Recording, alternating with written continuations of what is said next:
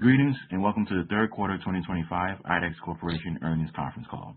At this time, all participants are in a listen-only mode. A question-and-answer session will follow the formal presentation. If anyone should require operator assistance, please press star zero on your telephone keypad. As a reminder, this conference is being recorded. It is now my pleasure to introduce your host, Jim Giannakouros. Thank you. You may begin. Good morning, everyone, and welcome to IDEX's third quarter 2025 earnings conference call. We released our third quarter financial results earlier this morning, and you can find both our press release and earnings call slide presentation in the investor relations section of our website, idexcorp.com.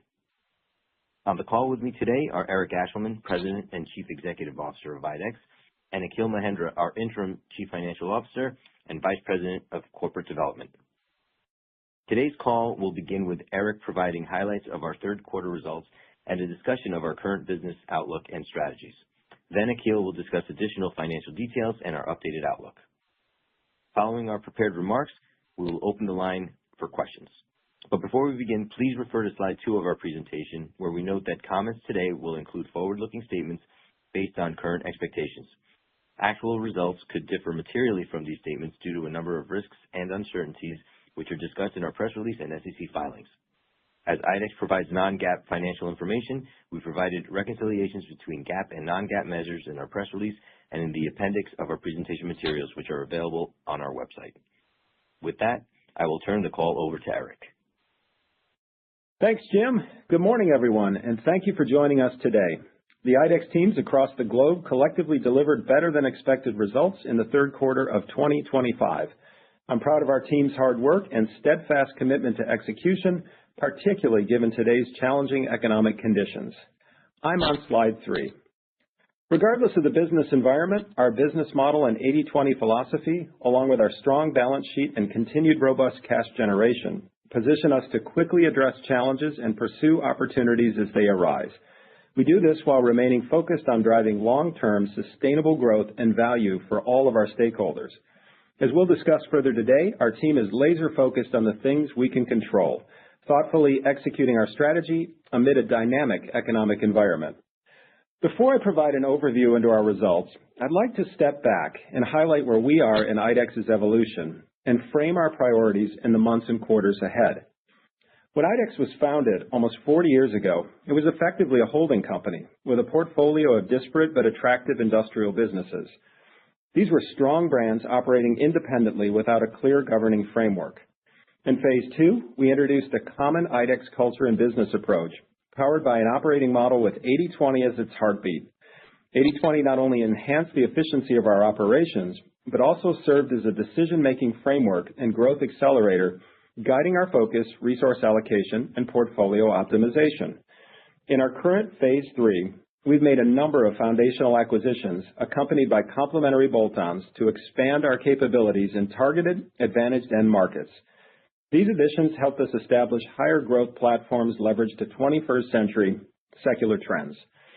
Today, we are intensively deploying 80/20 in these areas to enhance efficiencies and productivity and unlock integrated growth potential.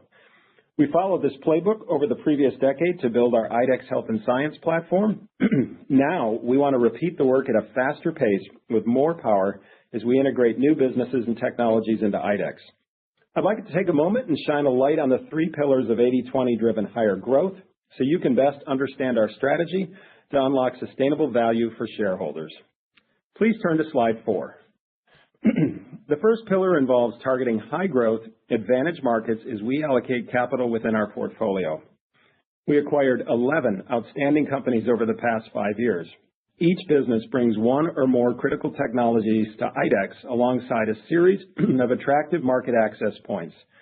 Examples of the critical solution set that's expanded for us include support for data centers, space and defense, advanced semiconductor manufacturing, and water. Each acquired company links and integrates in some way with other pieces of IDEX, providing scale and efficiency while reducing enterprise complexity. In parallel to this work, we divested 4 businesses with less attractive market exposures and lower potential to scale. Our collective growth entitlement has moved to the right of traditional industrial indexes. We now have 5 thematic growth platforms that cover half of our revenue and we believe they will disproportionately fuel organic growth for IDEX as we move forward.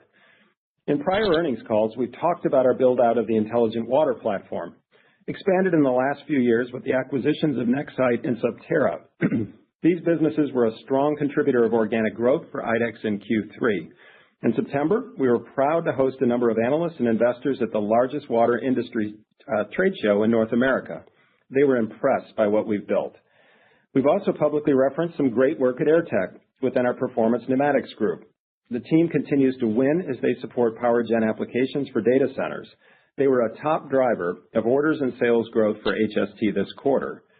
Making great businesses work together is the second pillar of Phase 3 growth outperformance. Please turn to Slide 5. Here, we integrate technologies and market access points within growth platforms. As an active example, I'd like to take you through our integration progress within our Materials Science Solutions platform. The teams there have done excellent work. They also were strong contributors to HST's growth in Q3. All of the companies within MSS map close to one of three critical jobs to do for customers. 1, we form critical material properties. 2, we shape materials to create and control surfaces. And 3, we add functionality by applying coatings. The platform brings these capabilities together for power. Our teams like to say, if we hit one of these attributes, we can bid on a project. If we hit 2, we're highly likely to get the order. If we hit all 3, we can set specifications in the space and drive transformative growth. Within MSS, I'd like to highlight how the team at Muon is doing a great job effectively offsetting pressures within semicon lithography to drive performance. With 80/20 at the heart of the work, Muon is improving productivity, rationalizing its cost structure, focusing on higher quality revenue, and redeploying resources towards higher value commercial opportunities. An example of tuning towards advantage markets is the development work Muon is actively pursuing now within data center cooling applications after recently winning business in the optical switching space, which we mentioned last quarter. We are excited about the results our 80/20 actions are driving, which notably improved Muon's profitability in the third quarter to above HST segment average. The MSS platform is well positioned to drive profitable growth going forward. Please turn to Slide 6. The third key component of Phase 3 of IDEX's evolution is balanced capital allocation. Akhil will get into more details here, but after the last few years of accelerating larger M&A to build out growth platforms, our current focus is on optimizing our business portfolio, tuning our capabilities in an ever-evolving marketplace, augmenting those efforts with strategic bolt-on acquisitions, and returning capital to shareholders. I hope you found this overview of the evolution of IDEX helpful and engaging. We are confident in the strategic plans to drive sustainable, profitable growth for shareholders in the years ahead. Now I'd like to move to our third quarter 2025 results, which demonstrate traction on these collective efforts and position us well to deliver within the guidance we set for the second half of 2025. I'm on Slide 7. IDEX delivered better than expected third quarter results despite continued macro uncertainty. Our Health and Science Technology segment, or HST, is building momentum as our teams continue to identify integrated growth opportunities. Overall, organic orders and sales increased 5% and 10% respectively year over year on the back of growth in pharma and data centers. Our most recent acquisition, Microlam, is off to a great start, enhancing our capabilities in optics given their proprietary materials shaping technology. As discussed earlier, we saw strength from our businesses within MSS, notably within our optics businesses and Muon. HST also drove strong margin improvement due to volume leverage and full run rate of their platform optimization efforts. We see a path for continued margin expansion going forward. While HST continues to successfully tune its capabilities towards advantage markets, the segment's more fragmented industrial market exposures are netting to flattish, and we see little evidence of near-term improvements. In Fluid and Metering Technologies, or FMT, third quarter sales and profitability exceeded expectations, driven by strong execution and pricing. Our water businesses facing municipal markets were standouts in terms of orders and revenue growth. FMT's general industrial exposure points remain stable without signs of positive inflection. Finally, in our Fire and Safety Diversified Product segment, or FSDP, disruptions in the funding environment and sluggish replenishment spend impacted our third quarter results and temper our expectations for near to midterm demand.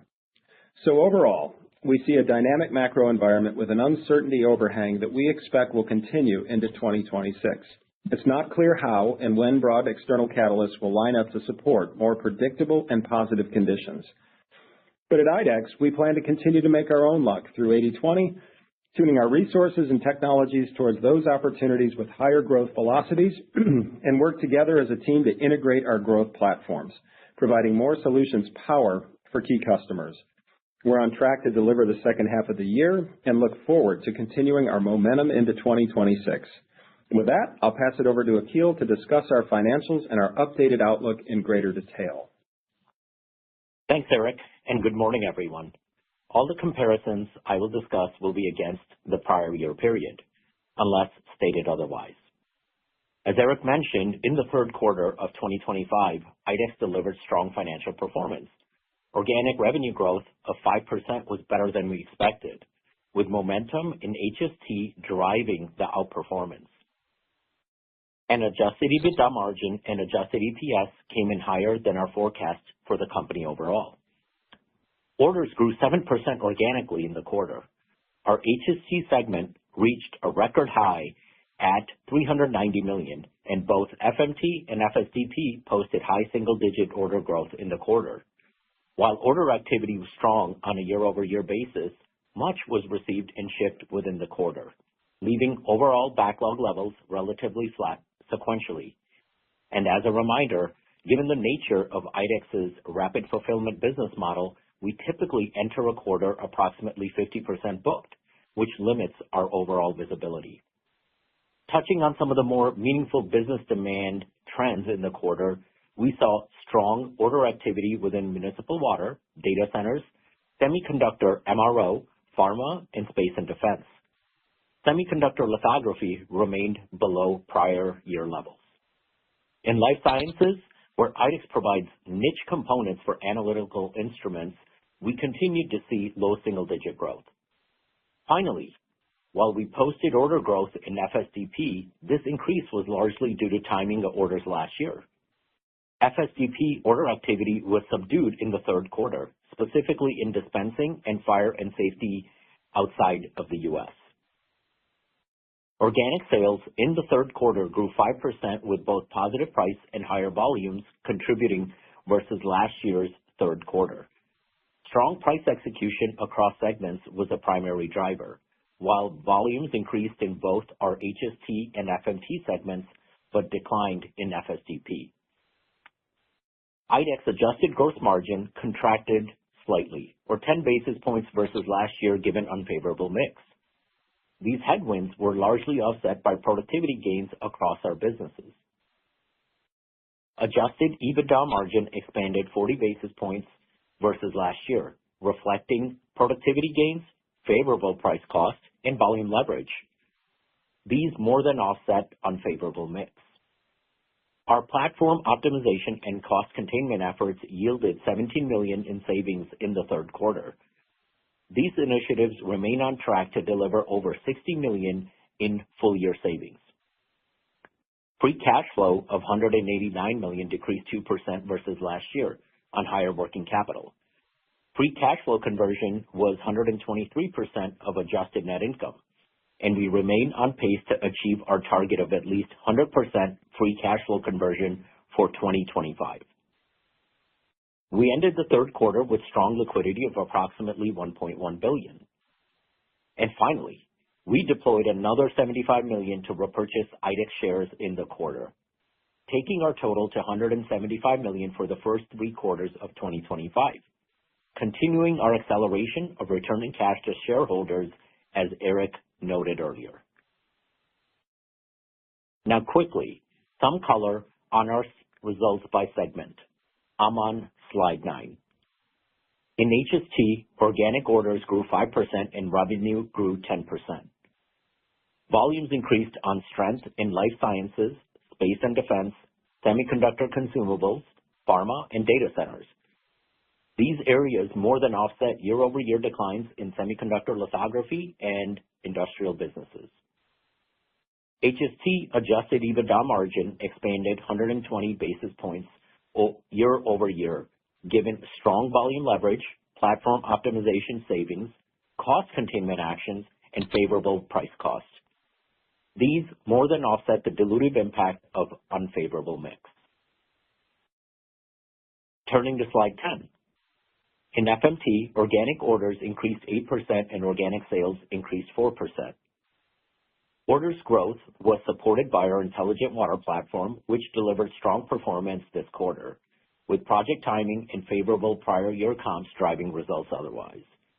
Looking at our leading indicator, industrial order rates, they appear to be range-bound, and notably without any strong indication for sustainable inflection in the near term.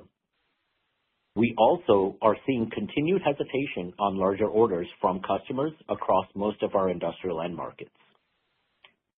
FMT achieved adjusted EBITDA margin improvement of 90 basis points, driven by favorable price cost and execution of platform optimization and cost containment actions. Please turn to slide 11. FSDP organic orders increased 7%, but organic sales declined by 5%. Orders benefited from continued growth within North America Fire OEM and growth in BAND-IT. Within dispensing, orders increased, but this was largely driven by timing. Organic sales declined in the quarter, primarily due to soft volumes across Fire OEM, rescue tools, and dispensing. While short-term headwinds impacted sales in fire and rescue, the broader outlook for these businesses remains steady, albeit with limited catalysts for near-term acceleration as macroeconomic and geopolitical factors weigh on order activity. Dispensing volumes were also pressured, reflecting the natural progression of the business's refresh cycle. As customers increasingly shift towards refurbishing existing equipment rather than investing in new machinery, we anticipate continued softness in this area. FSDP experienced adjusted EBITDA margin contraction of 200 basis points, mainly due to volume deleverage. This headwind was partially offset by platform optimization and cost containment actions and favorable price cost. I'm on slide 12. Let us turn to capital allocation for the quarter. As Eric mentioned, free cash flow generation remains strong, allowing us to continue to allocate resources towards the areas we think will generate the highest returns. We drove $189 million of free cash flow after investments for organic growth, including CapEx spend of $15 million in the quarter. And IDEX has generated 97% free cash flow conversion year to date. We ended the quarter with strong liquidity of $1.1 billion, including cash levels of about $600 million and revolver capacity of about $500 million.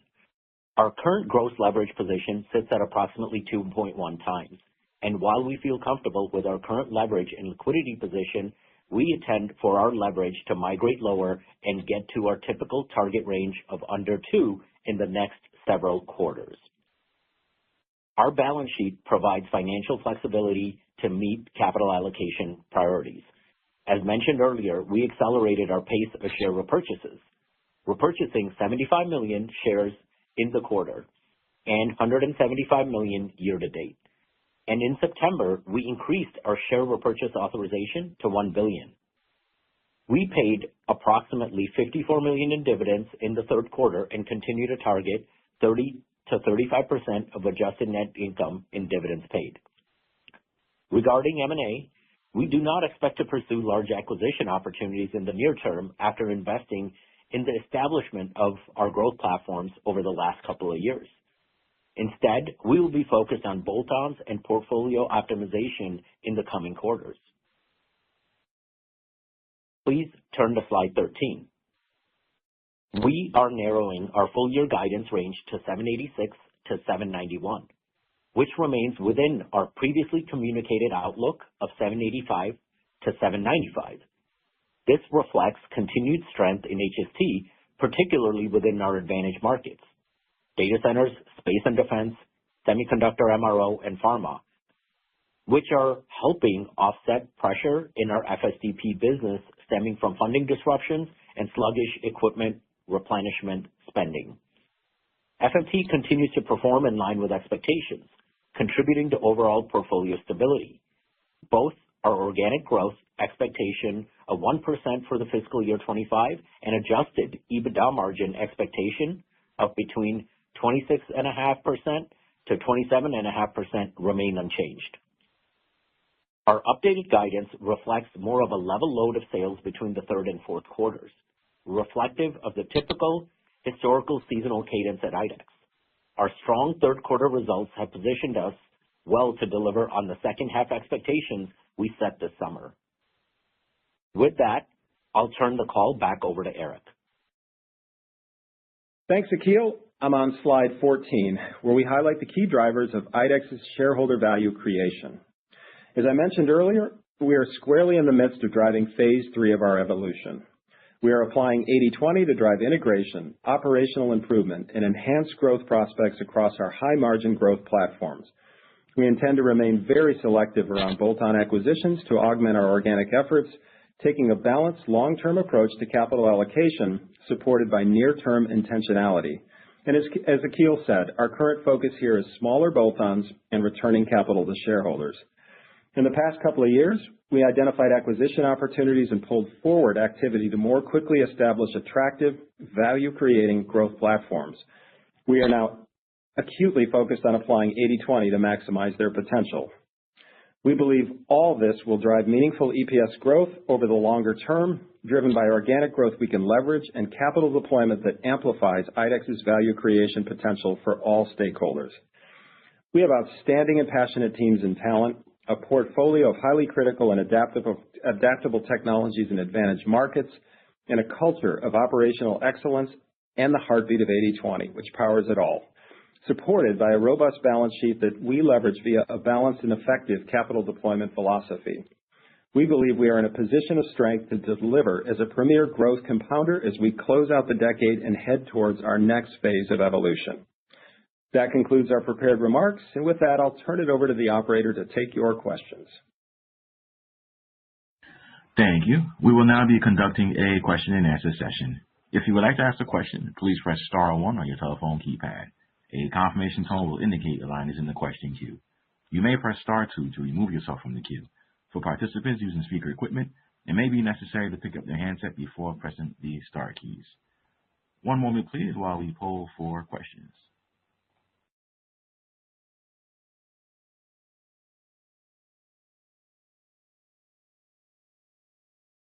Our first question comes from the line of Deane Dray with RBC Capital Markets.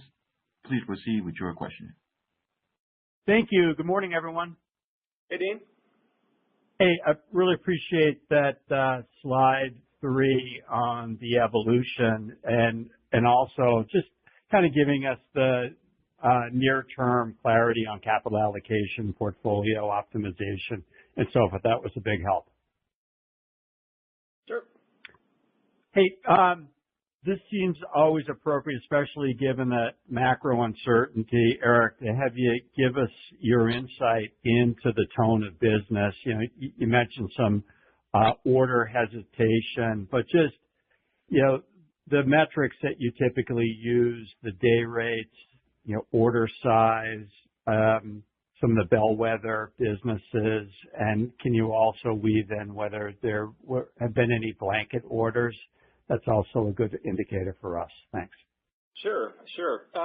Well, really, look, I think there's kind of two realities out there. There's those areas that we focus that are really contributing to our growth, and those are dynamic and aggressive and exciting, data centers and the things we're doing in water space. I know you know well.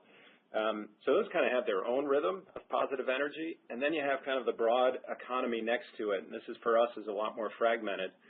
But I'd say, it's certainly stable. It's not really inflecting one way or the other.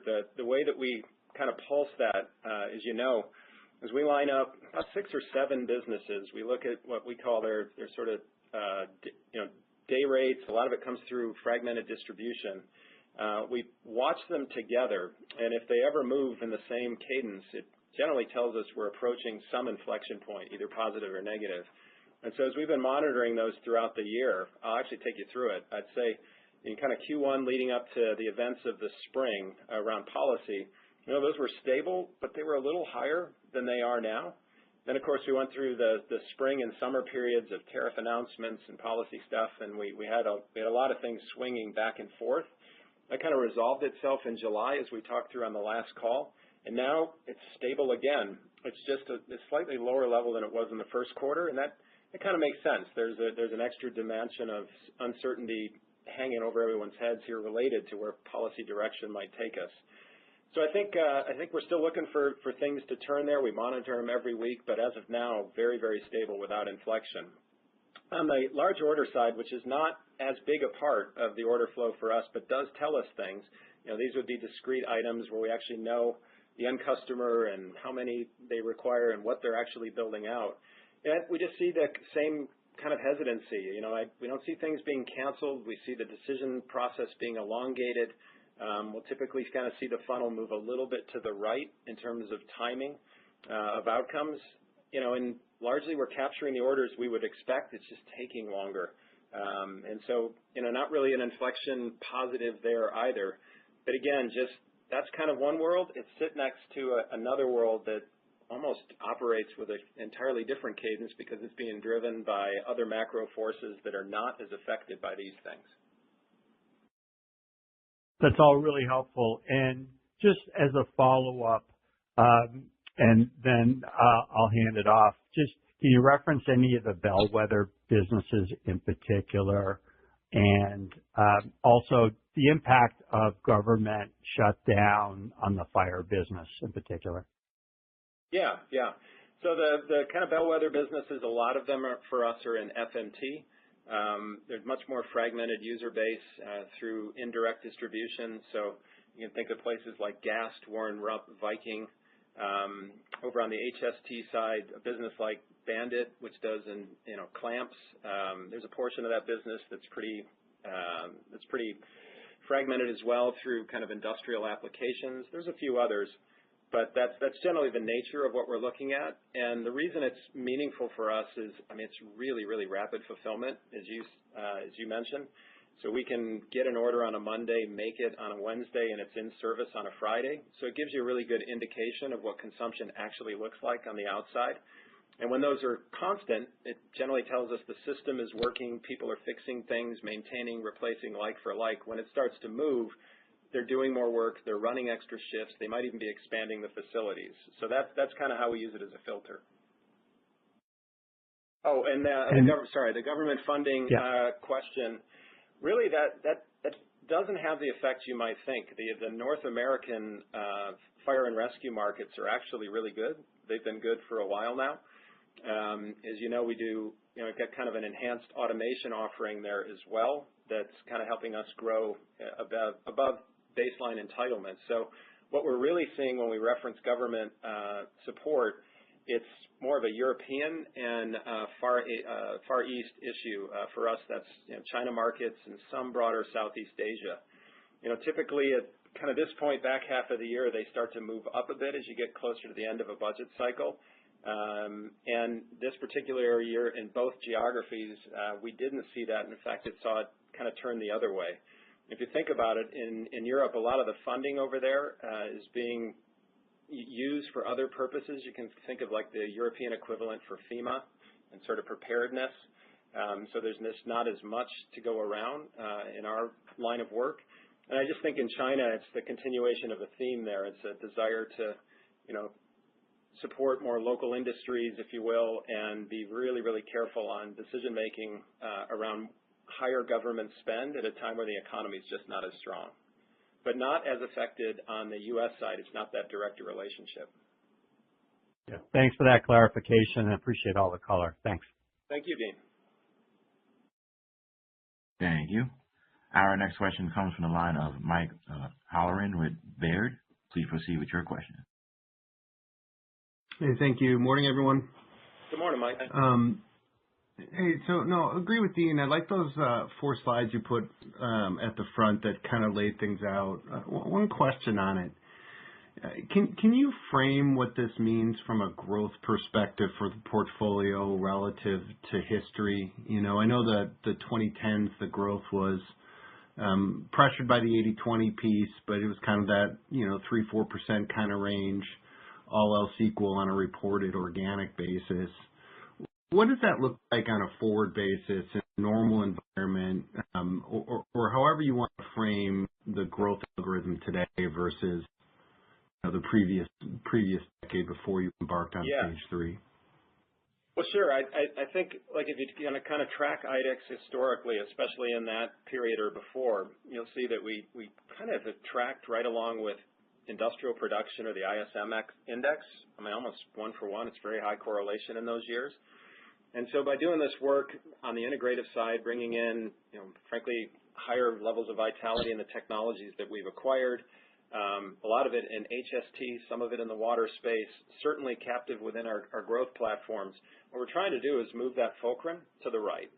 And we're starting to break from it now, just because of the collective weight, a lot of it being delivered in the HST segment.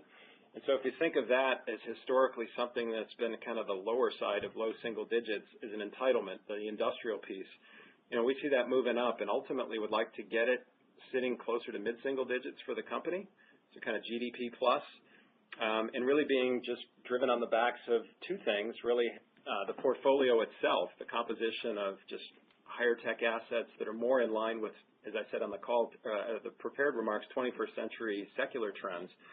But at the same time, and I think this is important, a source code that we're writing in terms of how these technologies actually work together in a company like IDEX with tunable technology.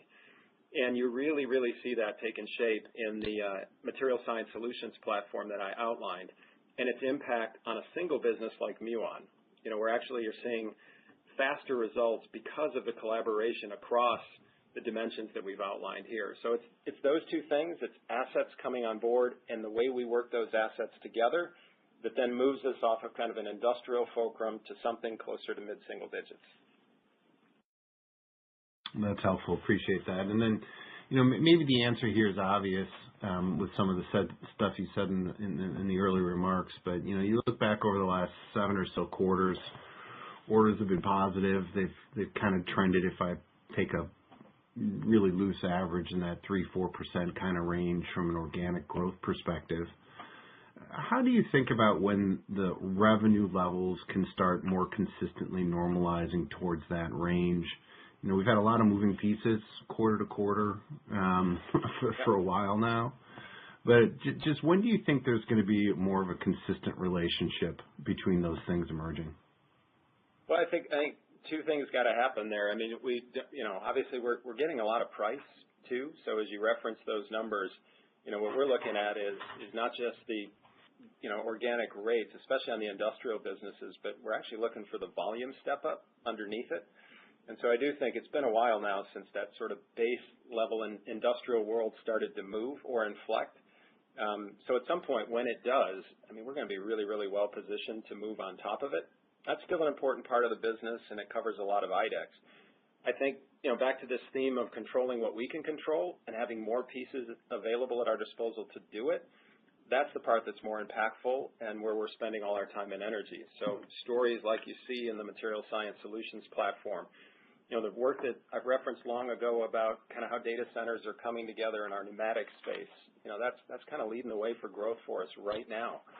Water, which on the municipal facing side, that was a high single-digit grower for us here in this quarter. And so having more of those cases and points put down and then ultimately Mott being part of that as well as we continue the exact same work there, I think it's those two components. It's an entitlement shift that I think is overdue on the industrial side, and then us just doing the work that I'm describing here on top of it. Thanks, Eric. Appreciate it. Thank you, Mike. Thank you. Our next question comes from the line of Joe Giordano with TD Cowen. Please proceed with your question. Hey guys, good morning. Hi, Joe. Morning. Hey, I'm just curious, Eric, if you just step back now, after and you kind of take in the last year, 18 months or so, and you look at the deals you've done, clearly interesting deals with positioned into the growth areas that you mentioned, but if I compare like what we've been acquiring to what we used to acquire, like was there a sense of like maybe we chased growth in a different way, and did we get away from what made IDEX unique in terms of the positioning and the like the visibility of these businesses? Or I'm just curious how you would kind of postmortem the whole like last 2 years here on the M&A side, now that we're refocusing on 80/20 like as a specific mandate again. Yeah, I appreciate the question. Well, I think, well, look, from probably the most positive aspect, the line of sight between the technology and the market access points we've acquired and areas of growth in the economy that are not affected by some of the things we've talked through, I think is really positive. Almost every single point we've referenced here in terms of us making our own luck, you can trace it back to areas very close to the businesses that we've acquired.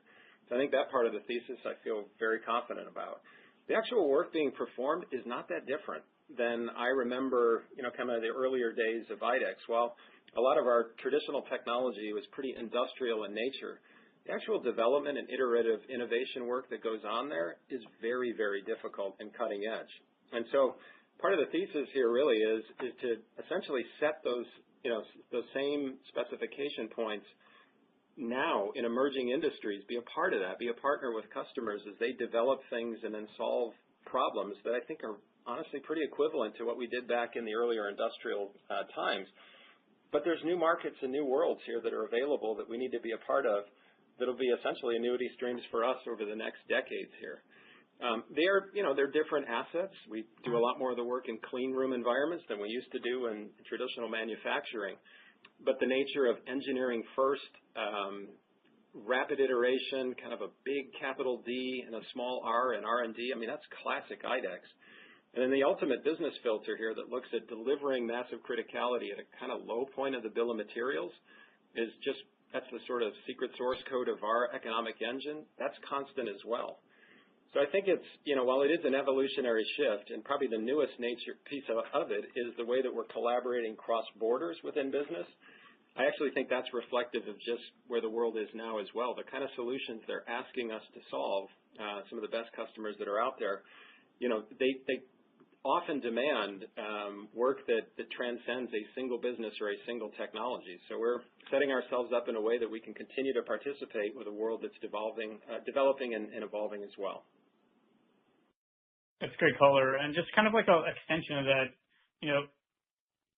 and I understand that policies can change and they do change all the time from like a governmental, but if we think about what's in place now, and if I was to like ask you to do kind of like a 5-year kind of growth outlook, I'm not looking for the number, but if you were to compare that now versus like if I asked you 5 years ago, are any of like your businesses, do you think like structurally differently positioned in a world where policy is kind of here, thinking some of the on the med tool side and some of like the lab-based clinical applications? Thanks. Well, look, I think there's no question, and certainly the last 5 years, things have changed, and the pace of change is a lot faster than it used to be.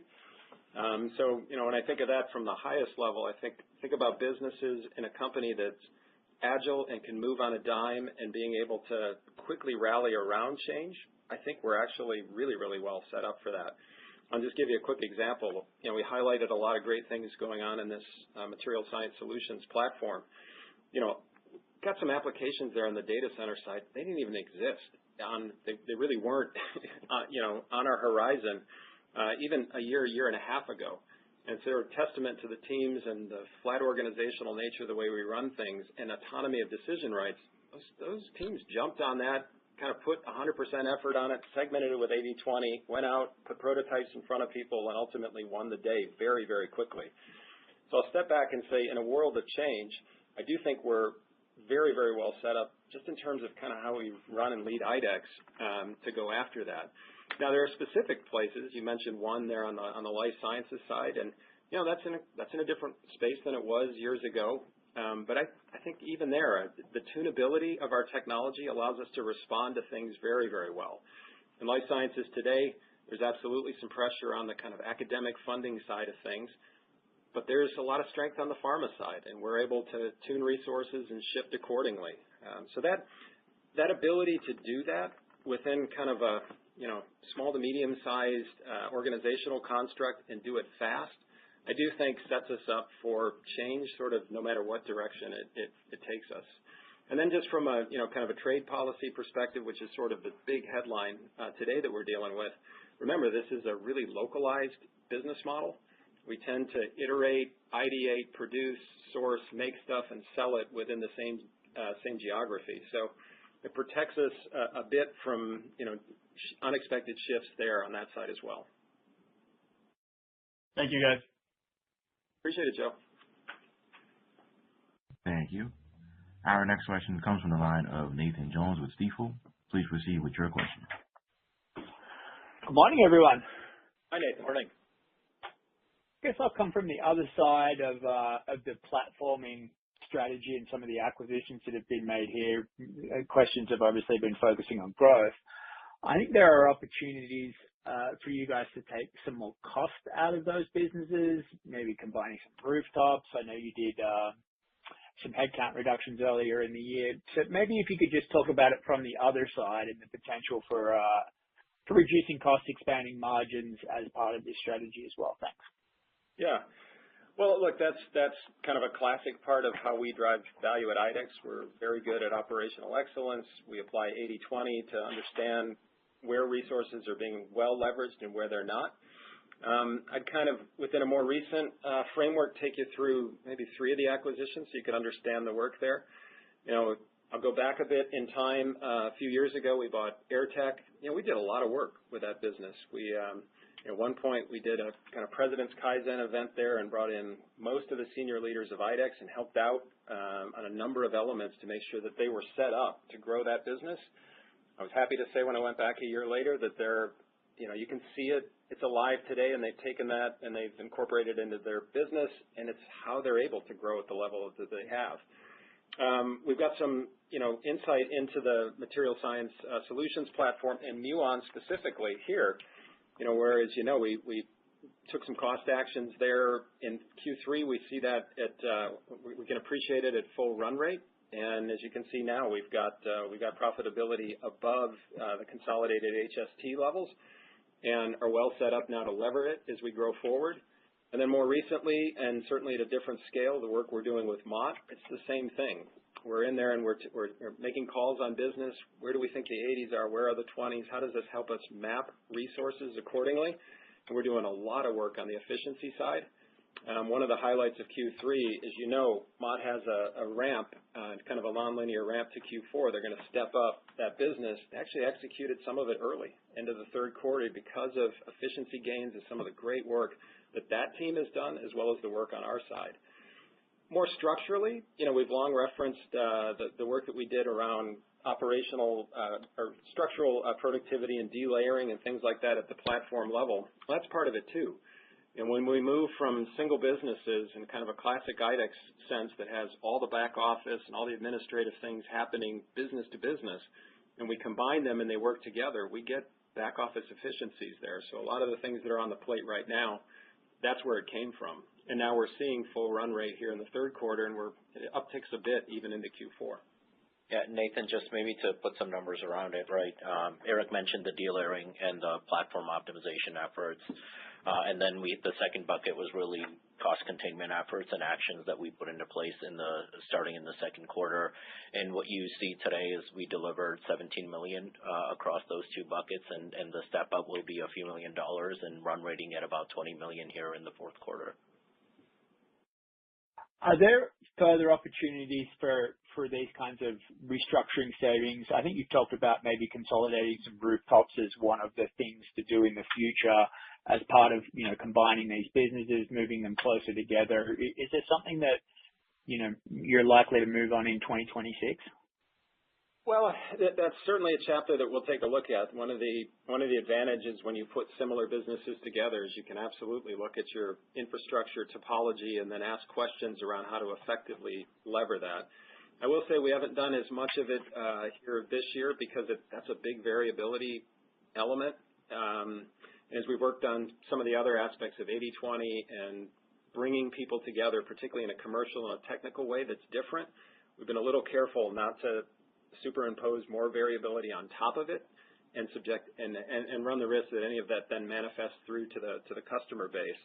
So that's a chapter to come. It's something that we'll certainly consider here, and we'll be thoughtful as how we layer it across so that it doesn't interrupt growth.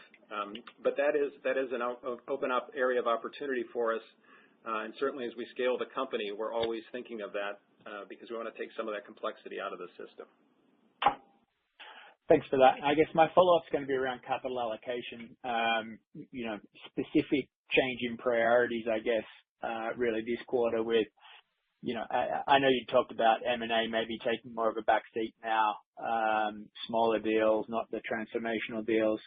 And you have repurchased shares each quarter this year, increased the authorization.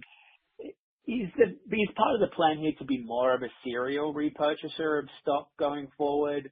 I would imagine that you think the stock's probably well below intrinsic value right now, and IDEX has historically been a share repurchaser in that situation. So just how we should think about share repurchase, both opportunistically in the short term and more as a long-term avenue for capital deployment. Thanks.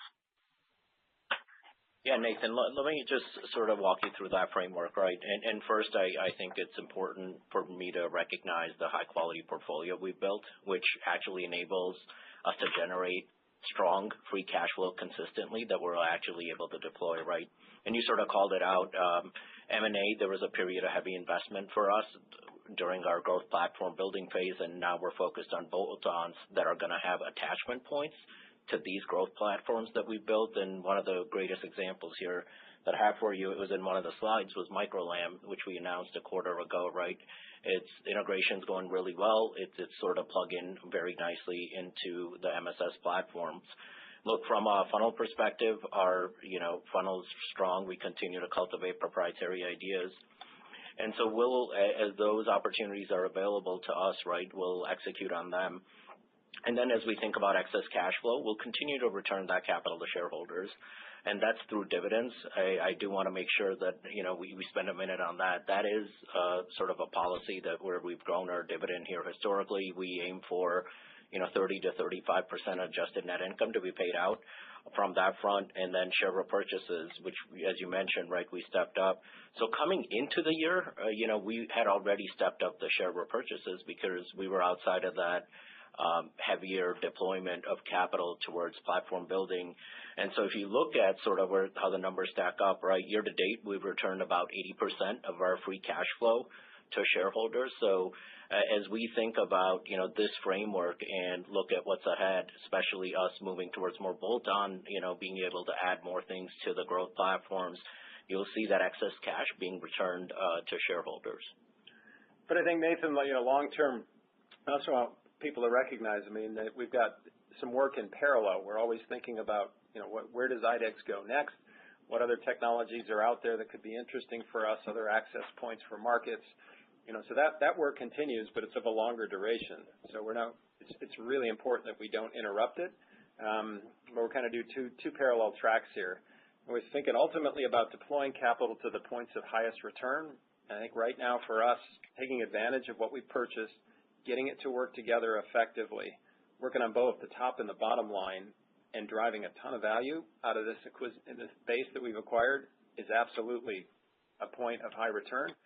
And then, as we do that, returning cash and capital to shareholders, we think is, if nothing else, a real signal and sign of the confidence we have in a long-term growth strategy for the company. Awesome. Thanks for taking my questions. Thank you. Our next question comes from the line of Ryan Blair with Oppenheimer & Company. Please proceed with your question. Thank you. Good morning, guys. Hi, Brian. Morning. The intelligent water platform has gotten a decent amount of airtime today. I think that's fair. Eric, as you called out, the team presented quite well at WEFTEC. So wondering if you could offer some finer points on contribution in the quarter. And I think you noted high single digit. I don't know if that was a revenue or order expansion. A clarification there would be helpful. And then even more importantly, just speak to the underlying demand trends, visibility, and growth prospects of the platform as we look to 26. Sure. The high single digits was on the revenue side. Orders were good as well. We point out the municipal facing side because when we talk about water platform as a whole, we also have a piece of it that's vectored towards high purity applications. A lot of that's in kind of semi-fab build-out areas. So we want to make the distinction. But the bulk of it is municipal facing. And it's, they're great businesses. We're doing a job there that is absolutely critical. We help people understand what's going on underneath the ground. These are environments, as you know, you don't want to spend a lot of time in. And we've augmented that through acquisition as well. So NextSite, it brought us some more critical inspection gear and a lot of analytical intelligence. This is our most software-intensive business in all of IDEX. And we use it, the two technologies together. Think of it as flow monitoring, flow detection in very difficult environments. I assure you that's not an easy job to do. And then a data capture portion of it that then sends it into an analytical framework, which essentially allows us to help municipalities understand how the system is working. And so we present that information all across the globe to customers. And essentially, if you think about it, there's two primary customers. On the one side, there's the operator side that's trying to just run a good system day to day. But maybe even more importantly for us, we're actually supplying that analytical input into capital specification engineers. And they're using it then to essentially vector capital into larger scale projects and infrastructure build out. Without the work that we do, that would be very difficult. So it's much more integrated than it was originally. We presented it that way at WEFTEC. It works that way in actual fact. And here with the latest edition, Subterra, that allows us kind of to go in an untethered way a lot further and extends our reach, with a pretty simple device. So we're really, really pleased with what we have there. It's great to see the growth is a reward, and we look for more in the future. That's excellent. Appreciate the color.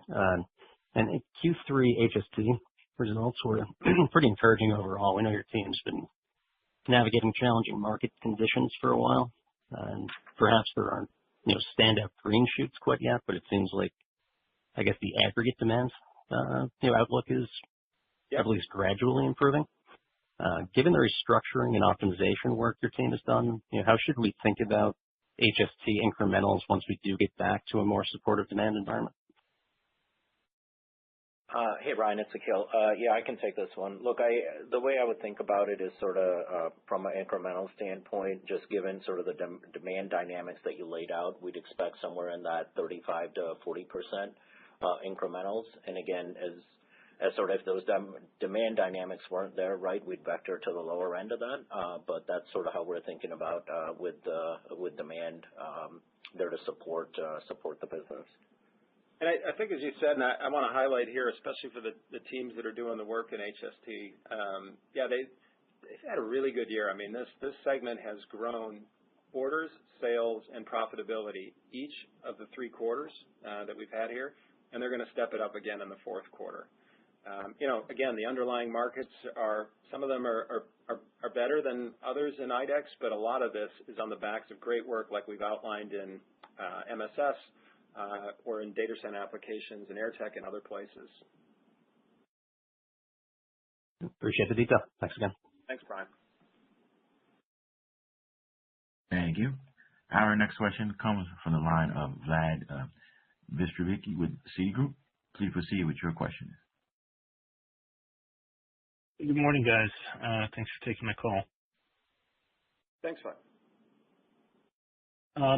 So maybe just going back to your commentary, Eric, on sort of the price versus volume dynamics that you've seen, and you mentioned, that you've been seeing strong price realization overall. So could you give any color on what price actually contributed in 3Q and how you're thinking about pricing heading into 26, particularly if, kind of a still sideways or sluggish demand environment in portions of the business linger?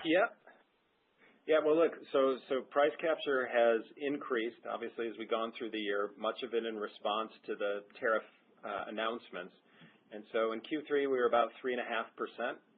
That's the high point for the year. That's higher than everything we had in 2024. It's kind of starting to approach some of the levels at the tail end of 23, which was kind of the end of that big inflationary cycle. So it's increasing, and two things I would say about it. One, I always want to remind people here, one of the reasons that we're able to do that and do it effectively, it is a testament to the differentiation that we have in our technologies, the positioning of our businesses, and the great work of our teams.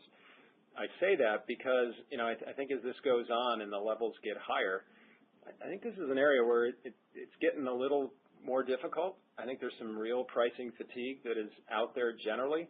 And I think, this is where I appreciate the differentiation that we have in our businesses and our ability to kind of withstand that argument. It goes back to the original business filter of the company of lots of criticality at a relatively low price point, so that when our increases do hit, they're easier to rationalize than some others. So heading forward, I think obviously from a pricing perspective, a lot of it's going to depend on where does policy go. So much of it has been a response to that.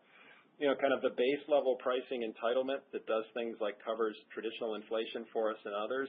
We're planning for that. We've got some of it out now as a kind of a pre-announcement getting ready. So nothing really interrupting that side of the cycle. The real open question is, does policy become more aggressive? Does that then force us to go to even higher levels? And then, ultimately, that's into an environment that I think is starting to have some real fatigue.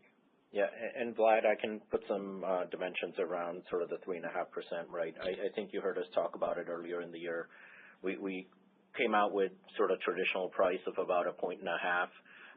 And then in the second quarter, once we started to put, tariff pricing in place to be able to offset that incremental cost, we're now at about a 2% run rate, just to help you put some numbers around what Eric mentioned.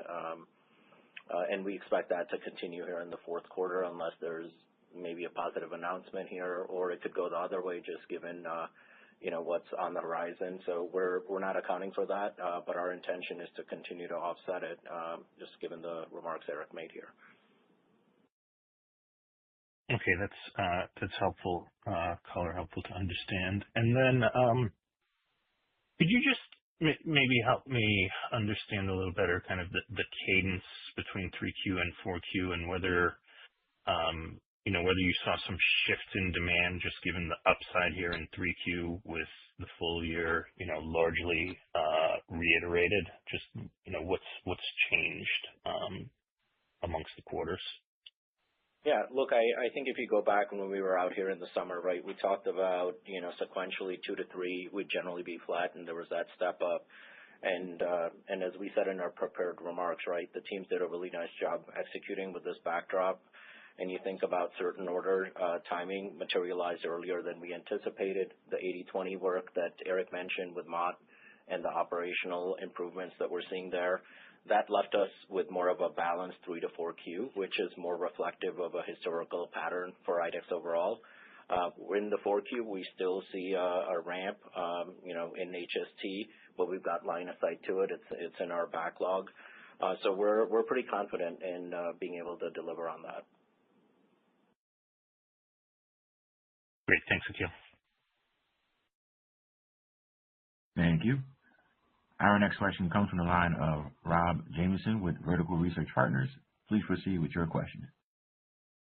Hey, good morning. Thanks for all the color this morning. I know you're not going to give formal guidance on 26, but, can you provide us maybe a little bit of framework of how you're thinking about next year? Just,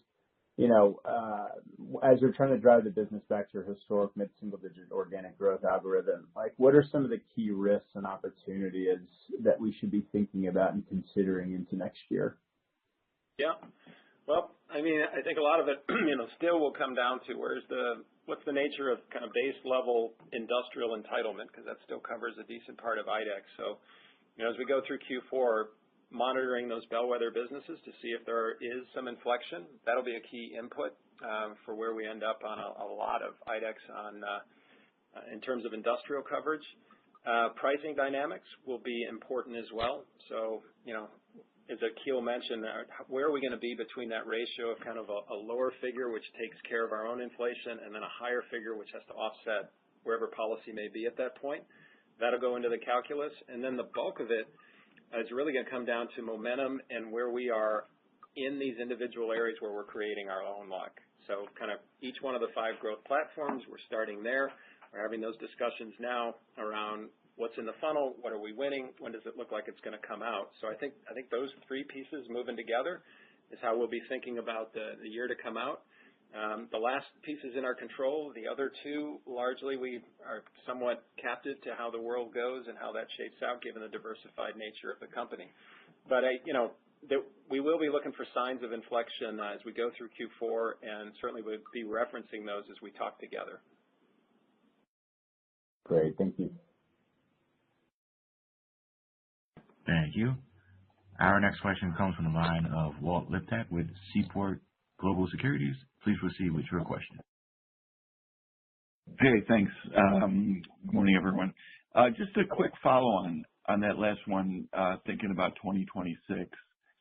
I guess one, just on the organic revenue, what's your feel at this point, if you can give us any about, are you cautious about 2026, or you're optimistic about the organic growth, and especially given the platforms? And then maybe second, just help us think about the operating leverage that we should get when we're thinking about modeling 2026 EPS. Yeah. Hey, Walt, it's Akhil. So, sort of just building on what Eric mentioned, right? We'll talk about guidance when we see here next. But just at a higher level, look, he sort of mentioned us monitoring the day rates. We are short cycle, have limited visibility, so we are continuing to do the work around 26 and what that's going to look like, taking into account all the factors that Eric mentioned, right? The pricing dynamics, us being able to make our own luck in the work that we're doing within our growth platforms, and then really just some of this macro backdrop, right, around rapid fulfillment. We're going to continue to monitor that pretty closely. But as you think about generally, the incrementals, right, I mentioned, I would say, think of it as, 30 on a consolidated basis, 30-ish%. Plus, some are going to be higher here. So that is what we're going to be looking at from an incremental standpoint. We earlier in the call, right, we mentioned where HST would be. So I think taken together, that should hopefully give you some level of guidance of where we expect 26 incrementals to land. And I would just say, Walt, to add on, the degrees matter here. So the closer the world tends to tilt towards flattish, our incrementals don't spring as well. You get a little bit of buoyancy in the system and get that up around 3-4%. Things start to perform a lot better. So kind of where we are in that spectrum will matter as well around that point that Akhil mentioned. Okay, great. I appreciate the color. Thank you. Thank you. Thank you. And our next question comes from the line of Brett Lindsey with Mizuho Securities. Please proceed with your question. Hey, good morning, all. Wanted to come back to the platform optimization savings and the cost containment. So the $60 million, I guess, how should we think about any carryover into next year? And then how much would be maybe structural versus discretionary that would flex back up as these volumes might improve? Hey, Brett, it's Akhil. I'll take that one. So as you think about the couple of buckets here, right, you got this platform optimization and dealer layering bucket. I would think of that as more structural in nature, and, that's going to achieve run rate, this quarter here. And so you'll see that moving forward. That was about think of that as the $42 million bucket that we had put forward here when we announced that on the back of our 4Q earnings earlier this year. And then you think about the second bucket that we talked about, cost containment. Again, that's also going to hit run rate here. That's more temporal in nature. I would think of that one as, possibly coming back, depending on the opportunity set that we're expecting to pursue here. We could make some of those investments to land those opportunities. So that's that $20 million bucket for a total of 62. So that's how I would parse the two. Okay, great. I'll leave it there. Thanks a lot.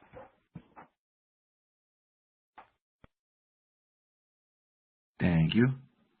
And we have reached the end of the question and answer session. I would like to turn the floor back to Eric Ashelman for closing remarks. Well, thank you. Thanks for joining today, and thanks for your interest and support in IDEX. I think key takeaways here. Certainly, we're making our own luck with 80/20 in a really broadly uncertain world. That taking you through our evolution, I hope you can appreciate we built some real strong foundational assets. We've got some outstanding businesses, very strong teams and talent, a highly engaged and collaborative culture, an effective operating model powered by 80/20.